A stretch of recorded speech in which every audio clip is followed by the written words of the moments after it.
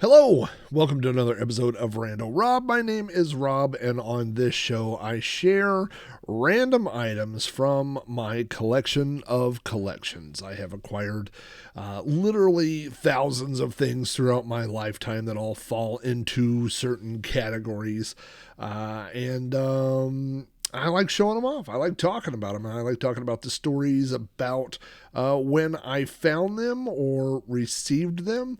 And I like talking about the memories associated with those things. So, um, the easy thing is to track which items I've already shared. I believe this is episode number 88. I have a spreadsheet that tracks everything that I've shared so far so that I don't reshare something because my brain is a warm bowl of pudding, and that is entirely possible. However, the thing that gets harder to remember what I've shared or not shared are the stories associated with those things. I could share, for example, two different VHS tapes and tell the same story about maybe my first VCR or something like that. So I try pretty hard not to do that on this show. And I am pretty sure that I'm 100% sure that I have a old Star Wars item sitting here next to me. This Star Wars item, I believe, is the oldest item I have shared on Retro Rob. I started calling it Retro Rob. Rando Rob. I can't mess up the show now. It's Rando Rob. I think this is the oldest item. It's definitely the oldest Star Wars item that I have shared. And it is not from the Christmas of 1978. It is from the Christmas of, I believe, 1979. So a little bit about history, and this is something that I'm sure I have covered on the show before. And if you are a Star Wars, vintage Star Wars collector, or if you are around when Star Wars collecting or Star Wars toys were first released, you probably already know this, so I will blow through it very quickly. But essentially, the people that were marketing, Kenner and other companies that were going to market Star Wars toys, had no idea what impact Star Wars was going to have. They didn't know what kind of how it was going to do in the box office, that it was going to smash every record ever known to man when it came to the box office returns. And so they weren't ready for the demand of Star Wars toys. Now, Star Wars came out in the early summer of 1977. I believe it was May 25th, 1977. And by Christmas of 1977, there were some items available, but there were no action figures. There were no play sets or vehicles. There were nothing from Kenner. It was, I think, maybe like the Han Solo blaster. I think that was available. Maybe the lightsaber, like a full-size lightsaber that was plastic that you could whack people on the head with, was available.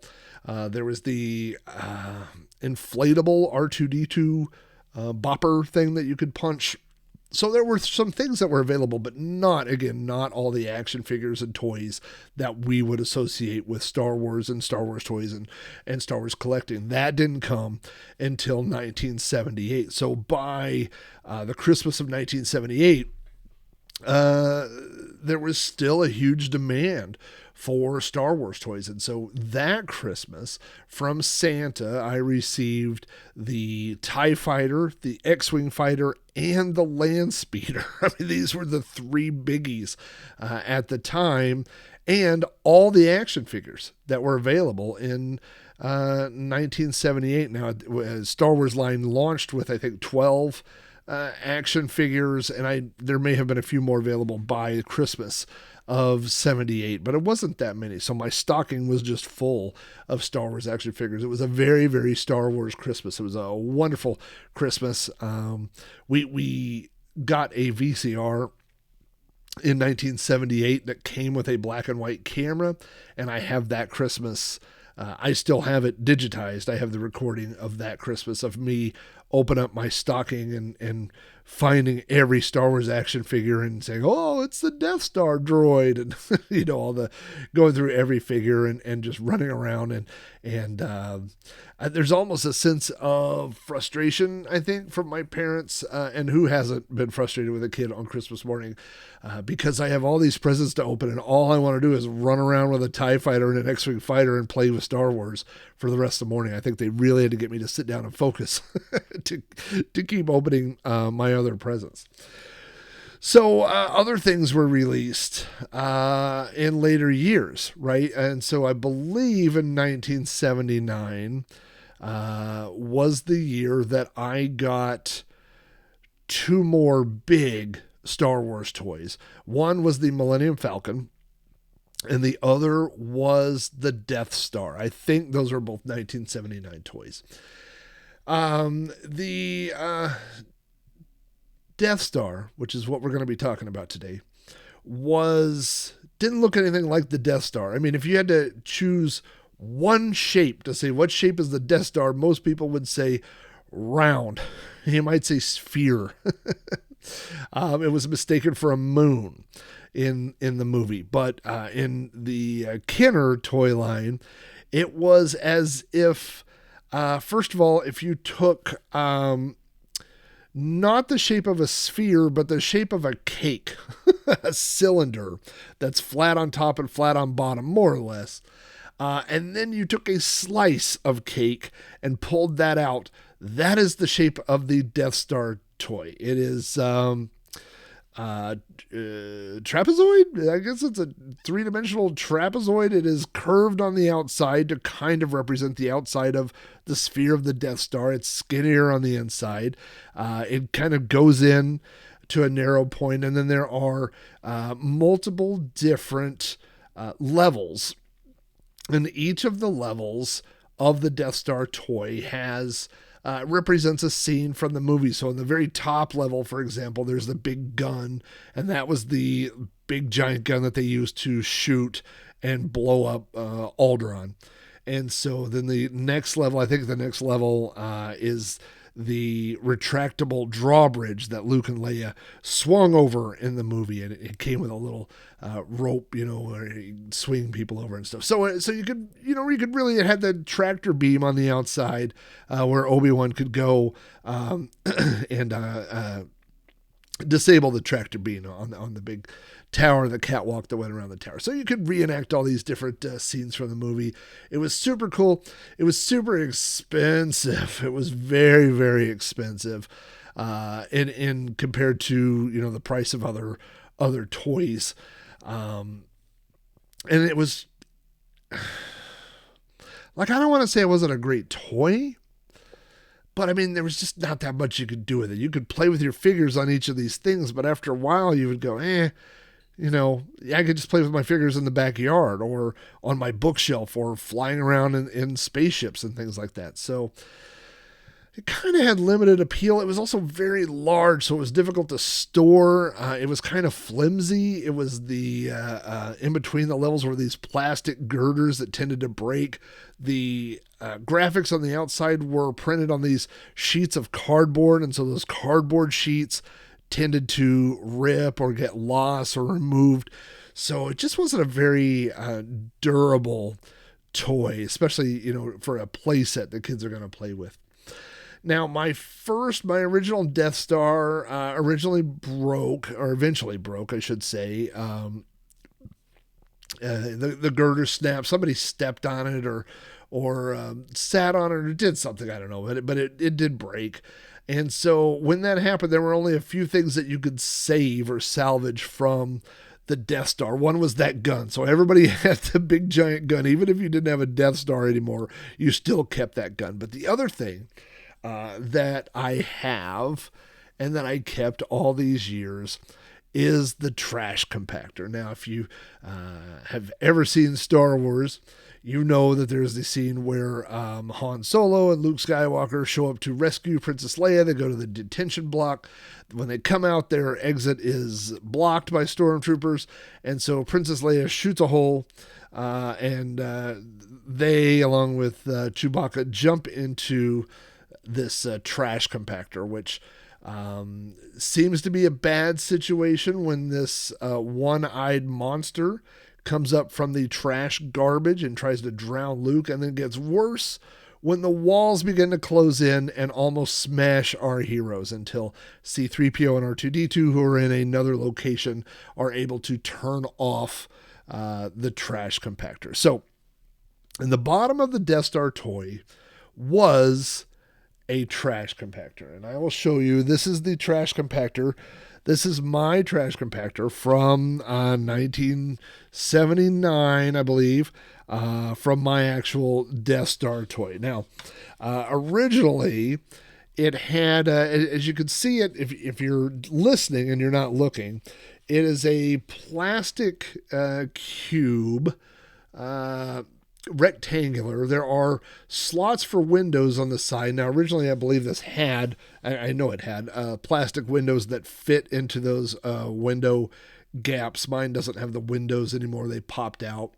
Then there's nothing that goes on the top. The top is always empty because this slid in underneath the Death Star toy. So it was on the bottom level.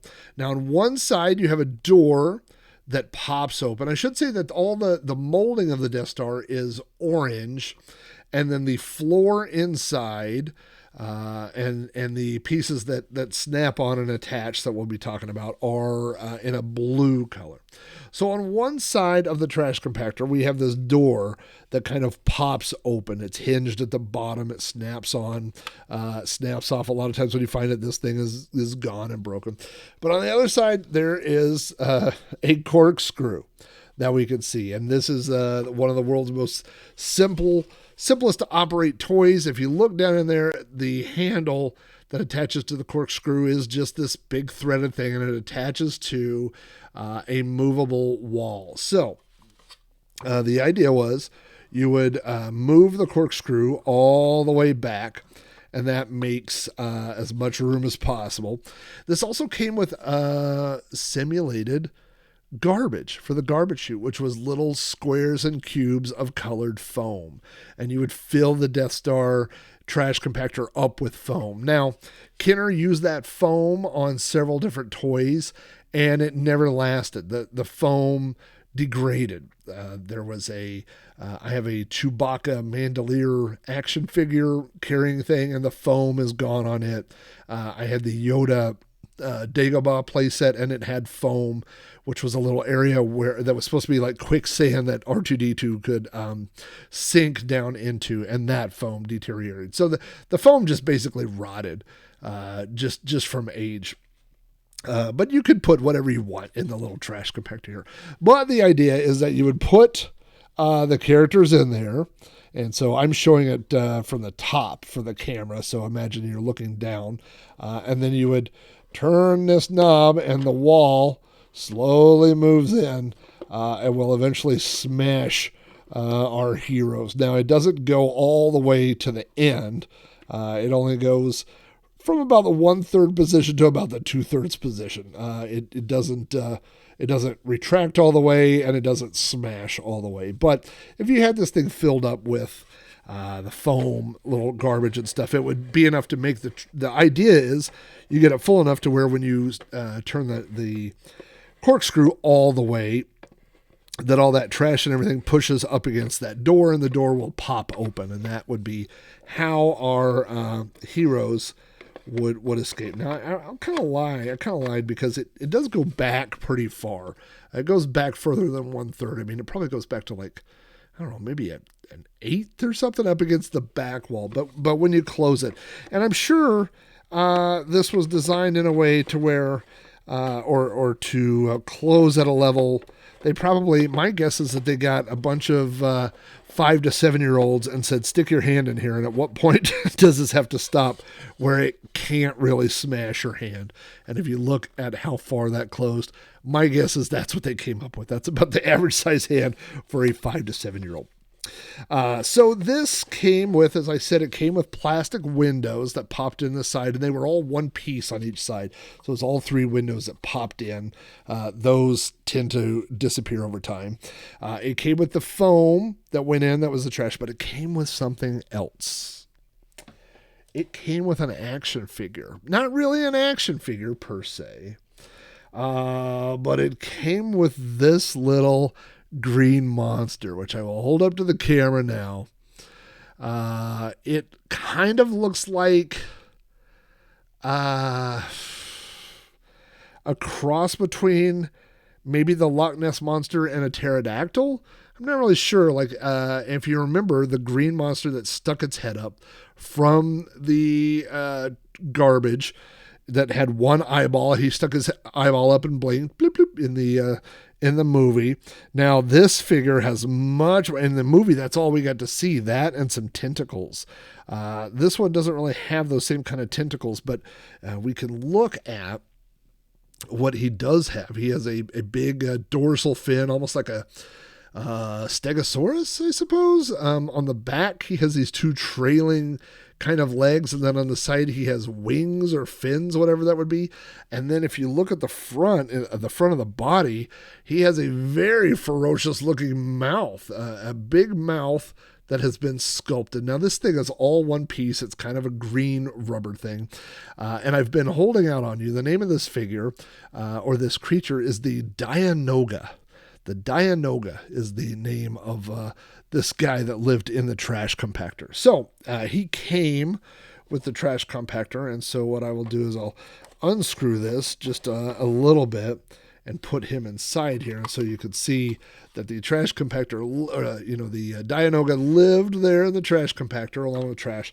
And then you could put Luke and Leia and Chewbacca and Han Solo in here and smash them all up with the Dianoga, and maybe he would get them or maybe they would escape. Who knows? It was up to you because you owned the action figures and you could play with them any way you wanted. Now, I talked about a little bit over the years buying new Star Wars things. When the Star Wars Power of the Force line came out, which was in the mid-90s, it was before Episode 1 had been released, so this was 1994 when the Power of the Force line came out. I got all into Star Wars all over again. I got very excited about Star Wars. I was buying all these Star Wars action figures, and I mean, literally, I got in this hype by 95. Like, I would go to Toys R Us on certain days because I knew that's the day that they got their toy shipments, because I just had to have this specific figure. Or we were using the internet and there were rumors. People would say, there was a Boba Fett that had a full circle on his shoulder, but then there was like a half moon logo, and so you'd have to go, I got to get all the variants, So it really triggered the collector in me to want to get them all and not open them and store them and do all those kinds of things, But around that same time, the mid to late 1990s, I really turned my attention back on vintage collecting because I had a job where I was making decent money. I didn't have kids yet, and everything was focused on this new Star Wars stuff, but there were a lot of holes in my personal Star Wars collection from when I was a child. And one of those was my Death Star, which was long gone. All I had left of it was this trash compactor, which the trash compactor and the blue gun at the top were the only things that had survived from my Death Star. And so there's a local toy store near me, and that buys and sells vintage toys. And sometimes when they get items in, or they have too much, or they have overflow, there used to be an auction house next door, and they would take items next door to the auction house. And so they would post pictures of what they were going to auction off. It was every Friday night, and I went saw the pictures one week and saw the Death Star, a vintage Death Star in the box. And I say late 90s, when I did this, Mason, my son, who was born in 2001, was probably 3 or 4 years old. So this would have been closer to 2005.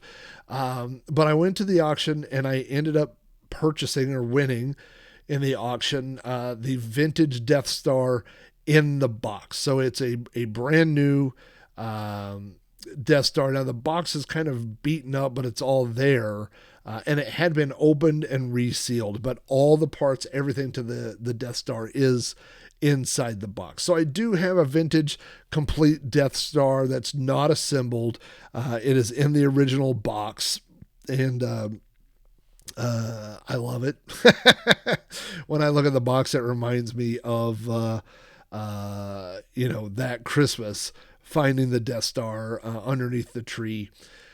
So I do love it, but as much as I love that one, I do love this little trash compactor. And again, these are not, the trash compactors are not as rare as a full-size Death Star. The full-size Death Star is a little bit harder to find and more expensive. Well, obviously way more expensive, because first of all, they were an expensive toy in the first place, so there weren't as many of them. And second of all, they were kind of fragile. They had a lot of little pieces that could break off, or the whole thing could break. Or then eventually, when kids weren't as interested in Star Wars, it was easier to keep, let's say, your action figures and get rid of a toy that was, 2.5 feet tall and whatever. So, so the there's a lot more trash compactors still left than there are actual Death Stars. I do have, my parents are still alive. So I don't want to say I had the best parents, but when I was a child, I had parents who, my dad told me a story one time about how he had gone to multiple stores looking for a Tauntaun. Because that was the hot item that year when The Empire Strikes Back came out. So my parents really knew what the cool Star Wars toys were. That you'd always have that, maybe an aunt or uncle that knew you were into Star Wars, and then they might get you Star Wars mittens. Or, they're like, I got you an action figure, and it would be the Death Star droid, or the power droid, and you'd be like, great. Yeah, I love the power droid. He can really not fit in any spaceship. He could just walk around and go gonk. But to have parents that really understood like what was popular and what kids really wanted, and to listen, when you went and told Santa, they might have had an influence on what Santa brought Christmas morning. So I had pretty awesome Christmases for sure. I got a lot of great Star Wars toys over the years, and a lot of the Star Wars things that I have on my shelves that you can see, if you're watching the video, you can see on display behind me, and I have tubs and tubs and tubs. I have at least another dozen 30-gallon tubs of Star Wars stuff. I don't know where I'm going to put it all, but a lot of those things are things that I bought later, and those things don't have really the nostalgic pull for me, and it's difficult to know what to do with them at this point. It's hard to get rid of them because other people don't want them. So I have a lot of stuff that came out in the mid to late 2000s and people just, it's not very collectible anymore. But the stuff that I find as I get older that I hang on to and that really means something are the things that, I got as gifts as a kid, or that, or replacing a gift. Like if I had something and I get it again, those are the types of things that I really treasure. So this, I have different. It's not an actual ranking. Like I don't sit there and think about it, but I'm just kind of thinking about it right now. Like I have things that I go, I could take it or leave it. Like some of the newer Star Wars stuff, I go, if I got rid of it tomorrow, I'd be okay with it. Take it or leave it. Then I have the stuff that I like. I really like that stuff. Just a lot of the vintage things, a lot of the action figures. I just go, I really like those.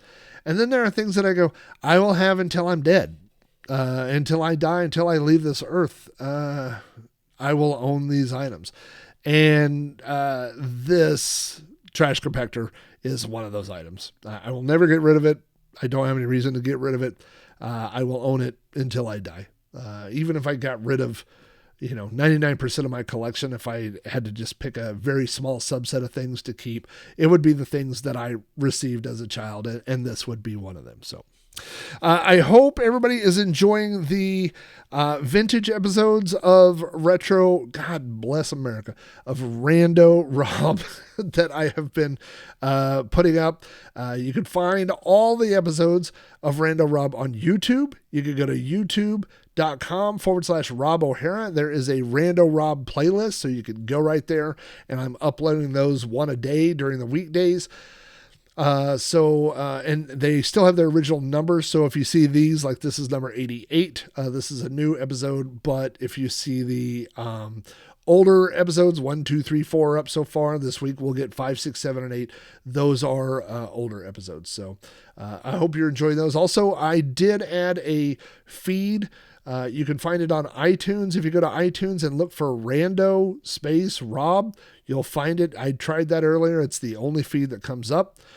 So you can find Rando Rob if you want to add it to your podcatcher and enjoy listening to these during your drives or commute or whatever. You can do that as well. You can also download them or listen to them directly on my website, which is podcast.robohara.com. You'll find them there as well. So thanks everybody for joining me as I go through this gigantic collection of items that I have. And I hope everybody has a very happy and festive and safe holiday season. I'll talk to you guys soon.